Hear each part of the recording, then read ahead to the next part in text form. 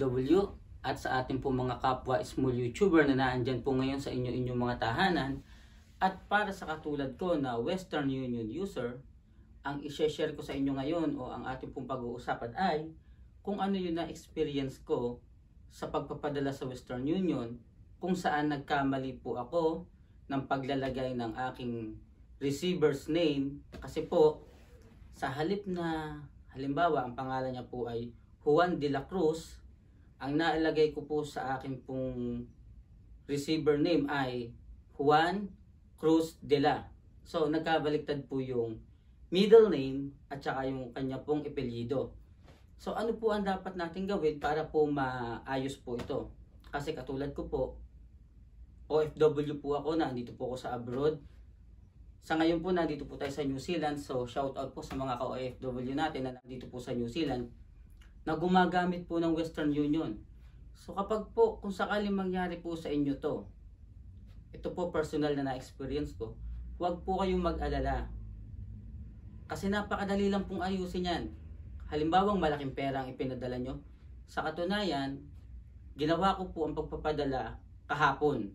Linggo po yun. So sarado po dapat ang mga office niyan kasi linggo. So ang nangyari po kasi sa akin yun yan, nagkapalit yung apelyido sa middle name. So ano gagawin natin? Simple lang po, ganito lang po yan.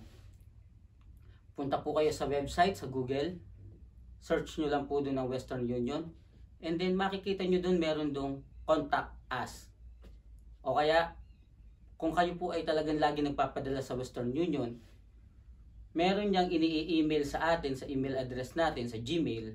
Meron din po dyan nakalagay, pag inopen nyo yung mga email nila, may nakalagay din po dyan na contact us. So pag pinindot nyo po yun, 24/7 po yun, makokontak nyo talaga. So, syempre, pagka nag-ring yan, ang unang sasagot po niyan is parang automated.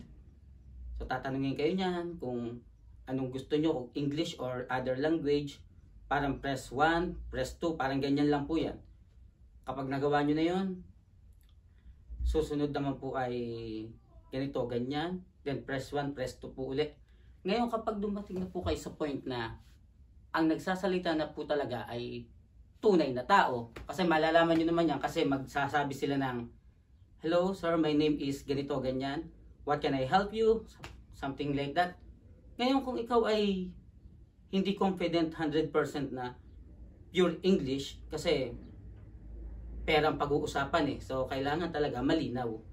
So pwede nyo siyang kausapin na pwede po ba na in English, pero tatagalogin ko, pwede po ba na bigyan nyo po ako ng kausap na Filipino or Tagalog language? Basta sabihin nyo lang na maayos. Sasabihin naman nila sa inyo na okay, transfer kita sa Tagalog version or sa Filipino, ganyan-ganyan. Ngayon, kapag naandun ka na, kausap mo ng Filipino, so, yun na. Tatanungin ka na niya kung anong mga details sa pagpapadala mo, mga MTCN number. So, ipasabihin mo lang naman yun, ganyan-ganyan. Katunayan na ikaw ba yung sender at receiver siya. Tatanong niya kung ano yung problema, ganito, ganyan. So, napakadali lang po. In less than 10 minutes, natapos ko po yun. At ang pinag-uusapan po ay pera, pero napakadali at napakasimple. So, 100% guaranteed pag Western Union ang ginamit mo, hindi mawawala ang pera mo in case na magkamali ka. Kung sa tingin nyo, malaking problema pagka ang pera nyo, nagkamali kayo ng ganon, simpleng-simple lang yan. Pindutin nyo lang, search nyo sa Google, search nyo sa Gmail na message nila, find the number, contact us, 24/7 yan. And then, pili ka na lang, language, hanap ka ng Tagalog, Filipino kung gusto mo, pero kung magaling ka mag-English, okay lang din. Ganun lang, kasimple. And then, the rest, kayo na mag-uusap. So, salamat po ng marami sa mga nanonood na ito. At kung sa tingin nyo, makatutulong ito sa iba na nangangailangan, especially OFW, so, like, share, at syempre mag-comment na rin kayo. And please, press the notification bell para kung sa ganon maging updated kayo sa mga videos pa na gagawin ko at sa mga susunod ko pa na magiging video. So maraming salamat po mga ka-OFW. More power to us. Ingat po kayo palagi.